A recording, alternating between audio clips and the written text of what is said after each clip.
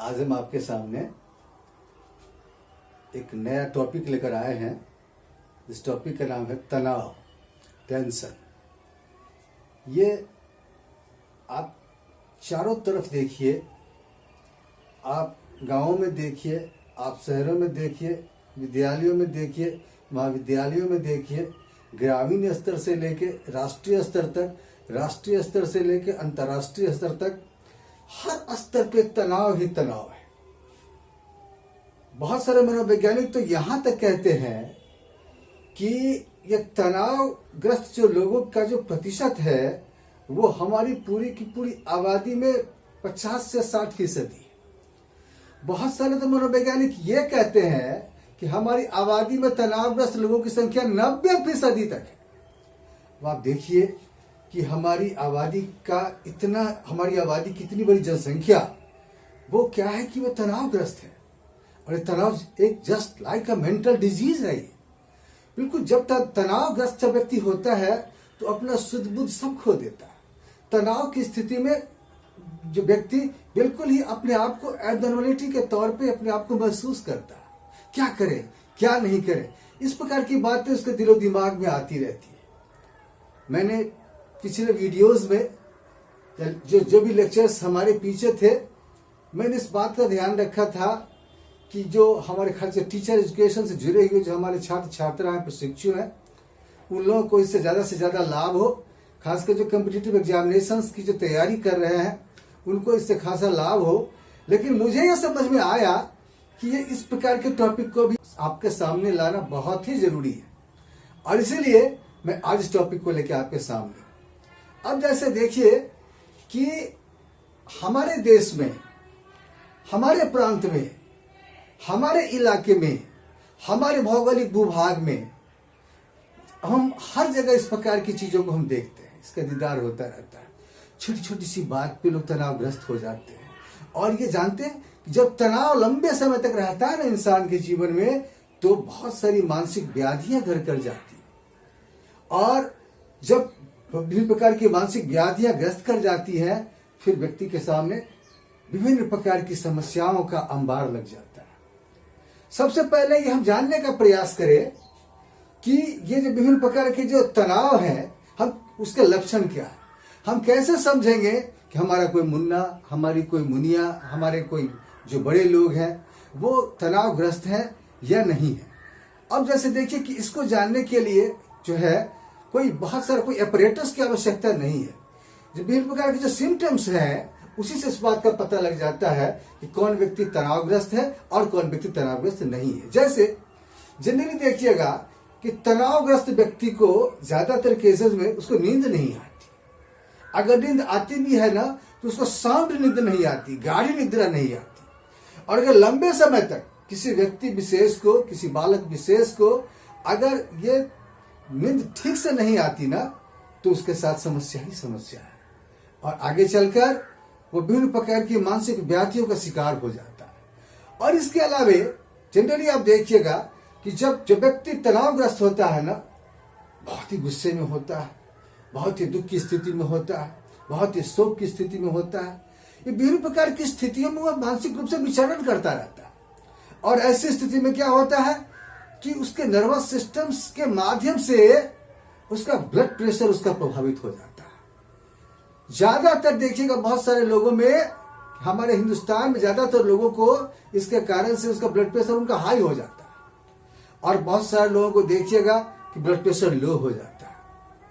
जब बहुत दुख की अवस्था में रहते हैं, बहुत चिंता की अवस्था में रहते हैं, बहुत गुस्से की अवस्था में रहते हैं, बहुत उत्तेजित अवस्था में रहते हैं, तो ऐसी स्थिति में हमारे ब्लड प्रेशर का फ्लक्चुएशन जो है सामने आ जाता है। कभी कभी बहुत सारे लोगों को देखिएगा कि उनका बीपी लो हो जाता है, बहुत सारे लोगों का बीपी हाई हो जाता है।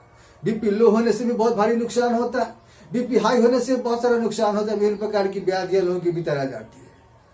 और फिर तब देखिएगा कि बहुत सारे लोग जिनकी बीपी लो हो जाती है वो थके थके से महसूस करते हैं।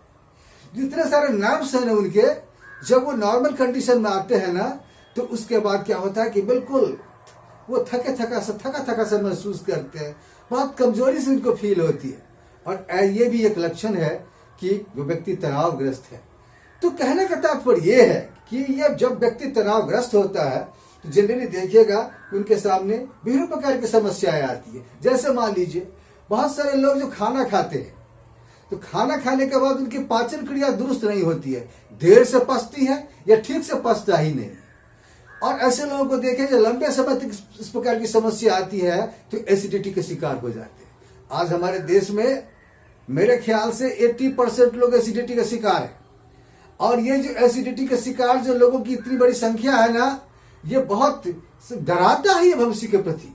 क्योंकि जब ऐसे लोग जब लंबे समय तक इस प्रकार से शिकार रहेंगे तो विभिन्न प्रकार की व्याधियां आएंगी, अल्सर होगा, पेप्टिक अल्सर होगा, विभिन्न प्रकार की जो पाचन क्रिया से संबंधित समस्याएं लोगों के सामने आएंगी। जेम्स और लांजे ने इसके ऊपर एक्सपेरिमेंट किया और उसने भी देखा कि जब किसी भी प्राणी को के ऊपर जब बिल्कुल संवेग हावी होता है, क्रोध की मुद्रा में होता है, या तनाव की अवस्था में होता है, तो ऐसी स्थिति में उसकी पाचन क्रिया अवरुद्ध हो जाती है, उसके होठ सूखने लगते हैं, उसके गले सूखने लगते हैं, विभिन्न प्रकार की एब्नॉर्मल कंडीशंस दिखने लगते हैं। और फिर क्या होता है कि मुंह में लार बनना बंद हो जाता है। जब लार के साथ हमारा भोजन हमारे पाचन तंत्र तक नहीं पहुंचता तो फिर उसके बाद समस्या ही समस्या है, पाचन क्रिया हमारी दुरुस्त नहीं होती। तो अगर पाचन क्रिया सही नहीं है, खाना ठीक से नहीं पचता है, एसिडिटी की समस्या है, तो समझ लीजिए कि वो व्यक्ति कहीं ना कहीं किसी न किसी रूप में वो तनावग्रस्त है। और फिर है कि ऐसे लोगों को देखिएगा कि उनका स्वास्थ्य भी ठीक नहीं होता। अगर लंबे समय तक कोई व्यक्ति तनावग्रस्त रहता है, तनावों के झंझावातों को वो झेलता रहता है, तो उसका स्वास्थ्य गड़बड़ हो जाता है। कारण अगर आपकी पाचन क्रिया दुरुस्त नहीं होगी, सोचना आपका सही नहीं होगा, आप सही प्रकार से किसी चीज के बारे में जज नहीं कर पाएंगे, आप बिल्कुल ही कूल नहीं रह पाएंगे। ऐसी स्थिति में क्या होगा, समस्या ही समस्या आपके सामने आएगी और आपका स्वास्थ्य दिन प्रतिदिन आपका गिरता जाएगा और एक दिन ऐसा आएगा कि आपका स्वास्थ्य बहुत ही खराब हो जाएगा। कभी कभी देखिएगा ऐसे जो लोग जिनको जो तनावग्रस्त रहते हैं उनका दिल धक धक करता रहता है, धड़कता रहता है, ऐसे कहा। और यह भी एक लक्षण है कि जब देखिएगा आप कि जब दिल धड़कने लगे ना, तो ऐसे स्थिति में समझ जाइए कि ये व्यक्ति तनावग्रस्त है, इस व्यक्ति के ऊपर तनाव जो है इसके ऊपर हावी हो रहा है। बहुत सारे केसेस में होता है, यह भी एक प्रमुख लक्षण है कि बहुत सारे लोगों को देखिएगा जब तनाव के उच्चतम शिखर पर पहुंचते हैं, खासकर महिलाओं को, जो हमारी बहनें, जो हमारी बेटियां हैं, जिनको दोहरी भूमिका निभानी पड़ती है, घर में गृहिणी का काम करना होता, और जो कामकाजी हमारी जो महिलाएं, जो हमारी बहनें हैं, उनको फिर कार्यालय का भी अपना काम करना होता है। और ऐसी स्थिति में वो सामंजस्य सही प्रकार से बिठा नहीं पाती, और फिर जब उनको कोई समझने वाला नहीं होता तो ऐसी स्थिति में क्या होता है कि उनको सिर दर्द हो जाता है।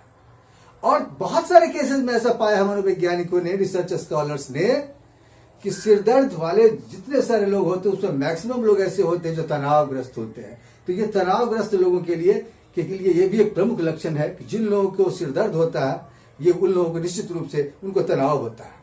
और फिर देखिएगा कि लंबे समय तक अगर आप तनावग्रस्त रहते हैं ना, तो फिर आपका इम्यूनिटी सिस्टम जो आपका है, जो आपका इम्यून जो है, वो आपका गड़बड़ हो जाता है।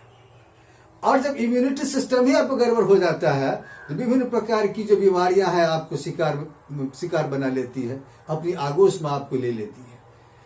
कारण जब आपका रोग प्रतिरोधक आपकी क्षमता है वही कमजोर हो जाती है तो सब कुछ गड़बड़ हो जाता है। तो इम्यून सिस्टम का भी कमजोर हो जाना भी एक प्रमुख लक्षण है। और देखिएगा कभी कभी आप ऐसे व्यक्ति जो हताश रहते हैं, निराश रहते हैं, वो निराशाओं के गहन अंधकार में डुबकी लगाते रहते हैं, ऐसे लोगों के भीतर विभिन्न प्रकार की निराशाओं के कारण उनके भीतर आत्महत्या तक की बातों सोचने लगते हैं। हमारे देश में प्रतिदिन मतलब हजारों लोग आत्महत्या करते हैं, और उन आत्महत्या करने वाले लोगों में मैक्सिमम लोग ऐसे होते हैं जो लोग तनावग्रस्त होते हैं, जो पारिवारिक तनाव को, जो सांसारिक तनाव को वो ठीक से झेल नहीं पाते हैं, और फिर वो अंत में क्या करते हैं कि वो अपनी जीवन की लीला को समाप्त कर लेते हैं। यह भी एक लक्षण है। और फिर निराश हो जाना, हताश हो जाना, टूट जाना, किसी भी काम में मन नहीं लगना, यह सब भी एक प्रमुख लक्षण है। आपका कंसंट्रेशन सही नहीं रहना, यह भी उसका एक प्रमुख लक्षण है। तो जो व्यक्ति तनावग्रस्त होता है उसके भीतर इस प्रकार के लक्षण आते रहते हैं। जनरली देखिएगा आप कि जो तनावग्रस्त व्यक्ति होते हैं, चाहे वो बालक हो, चाहे वो बालिका हो, चाहे वो मेल हो, चाहे वो फीमेल हो, कोई भी हो सकता है ऐसा, कि ऐसे लोगों को देखिएगा कि छोटी छोटी सी बात में भी गुस्से में आ जाते हैं।